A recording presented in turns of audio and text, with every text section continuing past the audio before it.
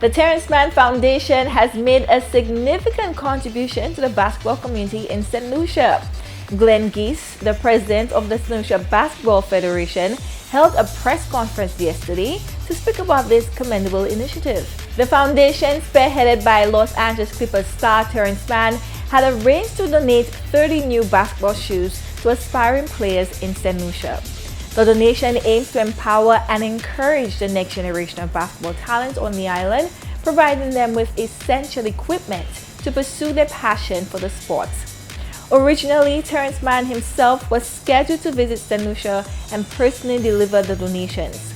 Unfortunately, due to an unexpected flight delay, the NBA player was unable to make it to the event. Despite the setback, the spirit of the occasion remained undampened.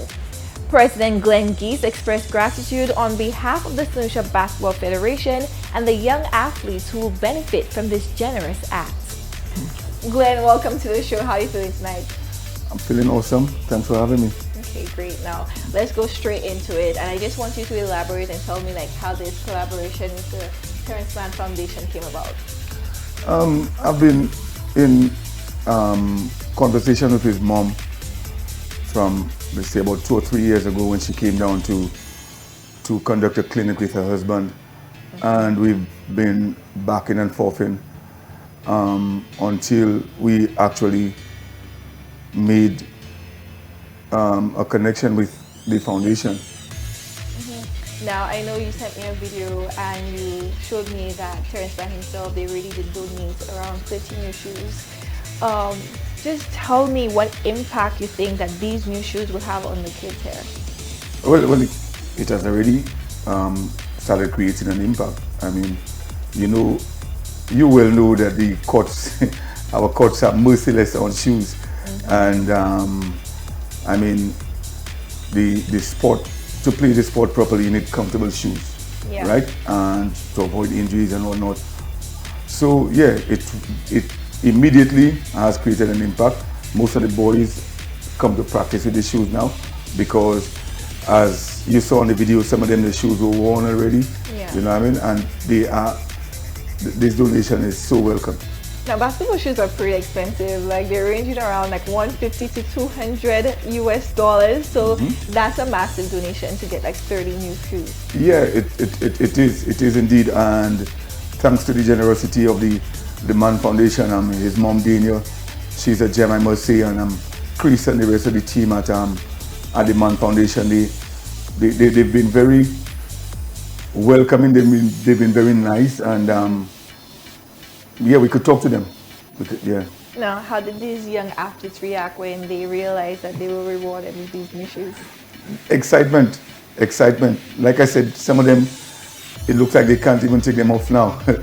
Yeah, they're very excited and they welcomed it, like I said, because we've been at it for the past few months and a few pairs of shoes have been changed in that period of time. So those, they look pretty tough, they look pretty strong, and hopeful that they would at least last until tournament time. What's up, y'all? It's Terance Mann. I'm thrilled to donate 30 pairs of basketball sneakers to the young athletes of St. Lucia Basketball Federation on behalf of Terance Mann Complete Players Foundation.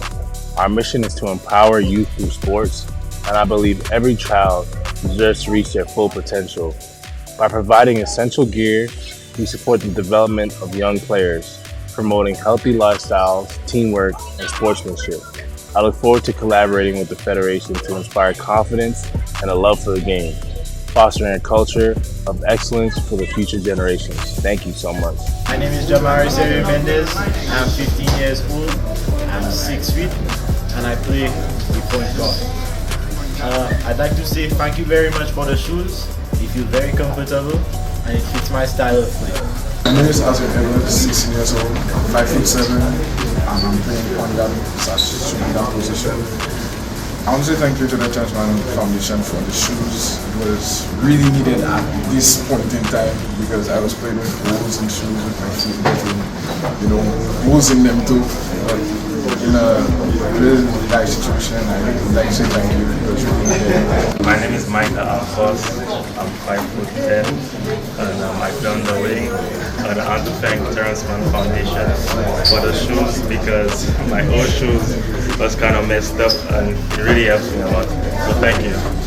So are there any future collaborations between the Federation and the Terance Mann Foundation? The foundation. Yeah. I mean, this is the tip of the iceberg. We just started. There are quite a few projects that they have earmarked. One of which is the development of basketball, actually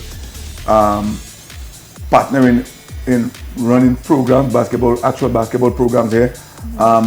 Refurbishment of courts as well. They're keen on that.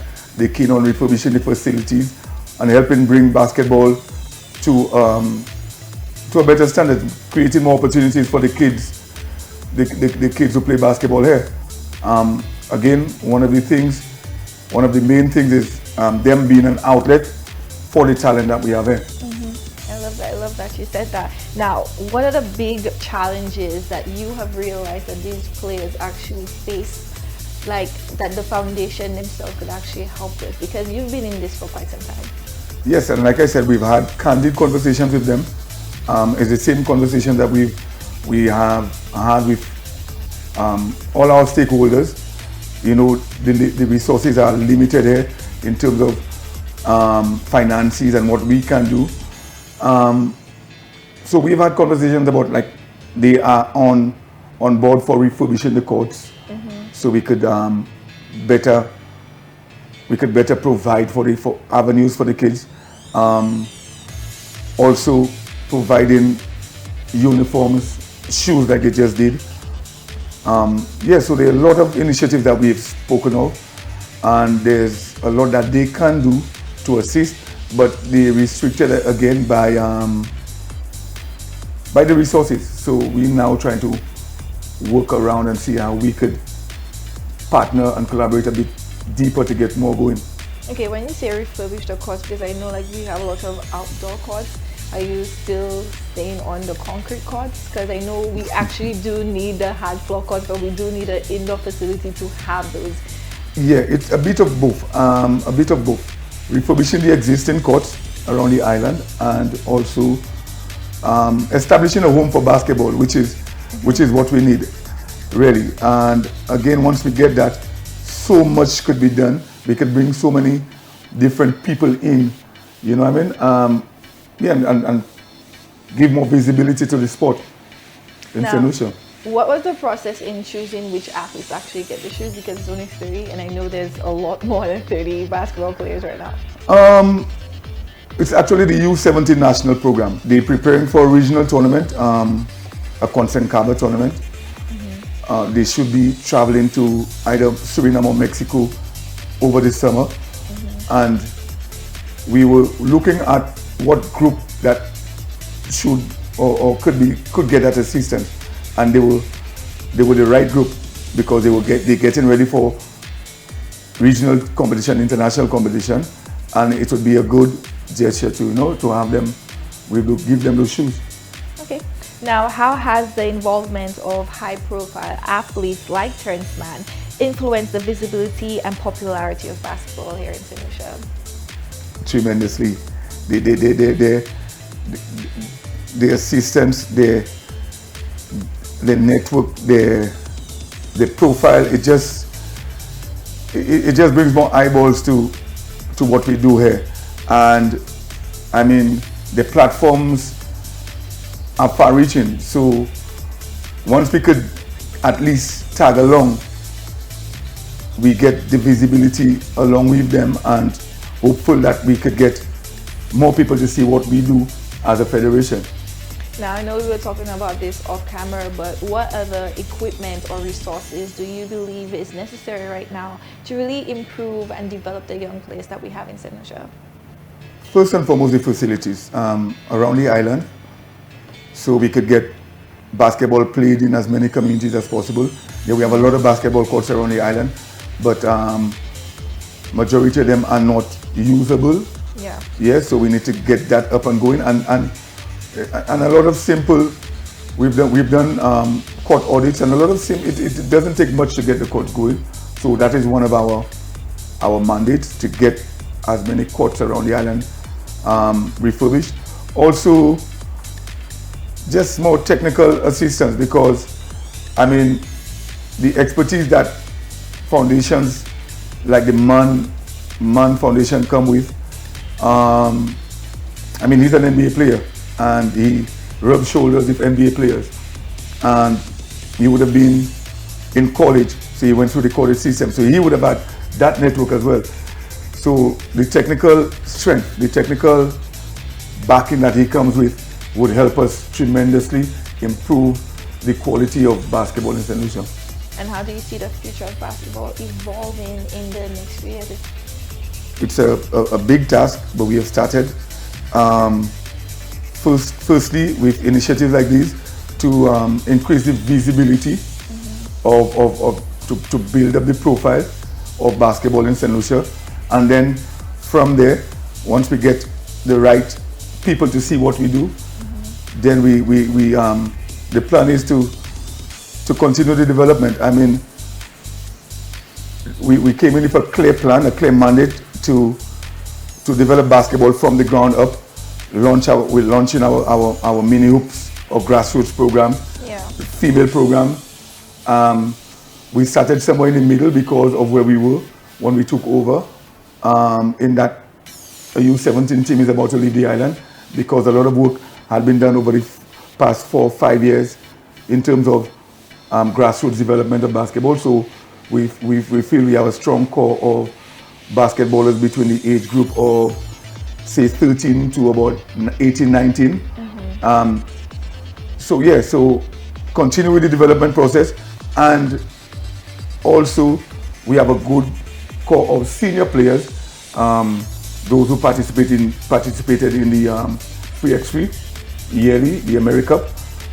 To continue. So we want to concentrate in that middle area there of development, kick off our grassroots, so we have that continuity, and at the top there, continue providing opportunities for those who have already been established. I mean, not all of them will be able to get a college scholarship now or to play professionally, but to provide the opportunities like the America Cup or 3x3 tournaments or different regional tournaments that we could get our senior athletes involved in. Now, I know you just kind of became the president, but what positive changes have you seen within the St. Lucia basketball community? I would say that we get a bit more, among the affiliates, a bit more response, because we out there. We out there a lot. As a matter of fact, our league is on now, and we heading into the playoff stages. As a matter of fact, tomorrow evening there's a big game in Soufrière, battle of the first place. The two top teams so far in the tournament, Bonte versus Soufrière, and they're playing down in Soufrière. So there's a big game in Soufrière tomorrow. So yeah, we added more games to the league. We're giving more attention now to female basketball. We have a group who's heading to Martinique in the summer. Okay. Yeah, a group of females who come, and we working on exchanges with the French territory. So we'll have a French team coming on in September, and our girls will go back to Martinique or Guadeloupe in October. So that the female basketball aspect of it, we've made it a bit more active. And yeah, just more development. So what's the age range right there for the female? The female group which is traveling to Martinique is from 11 to 18.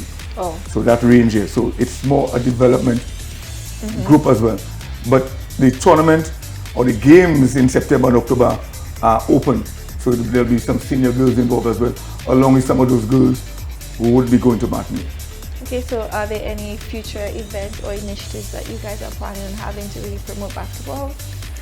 For sure. I mean, we had a packed calendar of activities. We kind of had a late start into it for one reason or the other. But yeah, we have, after the league is done, we sit down, we do a post-mortem, but we also have to go straight into preparation for AmeriCup in November. We have to send 4 athletes to that tournament every year. So we are going to embark on a series of 3x3 tournaments around the island. We call it the Crossover Classics. So they're going to be in different communities. We're going to take basketball to different communities around the island. But the 3x3 version, because 3x3 could be played in almost any environment. Once you have that area that you could play in. What are your long-term goals for the development of basketball, and how do you see partnerships like this one really helping achieve those goals? In our initial conversations with the Mann Foundation, I laugh because one thing that we spoke of was the Olympics. The Olympics, and that is a goal, a long-term goal. Whether it's 3x3, that's the easiest format to get into the Olympics because we qualify for the AmeriCup or other regional tournaments. So the Olympics, and they smiled and raised their eyebrows. So I guess that they bought into what we do from there, and so it just was like it just started spiraling from there, moving forward from there. So the long term, more development. So we have grassroots primary school basketball tournaments that we want to head in that direction in the next 2-3 years. We'll start with a pilot group, 5 schools, 6 schools, 7 schools in the next year or 2. So we definitely going to have primary school basketball. Ooh, yes, that looks nice. Coming up, yes, and then from there, nice up the schools, the secondary school basketball, because they would now create the feeder for there. Although we have started developing the secondary school tournament, like we were speaking off air, the scores have started changing a bit. A little bit better. The gaps have been closing between the schools because of, again, the development program we've been doing over the 4 or 5 years, 6 years.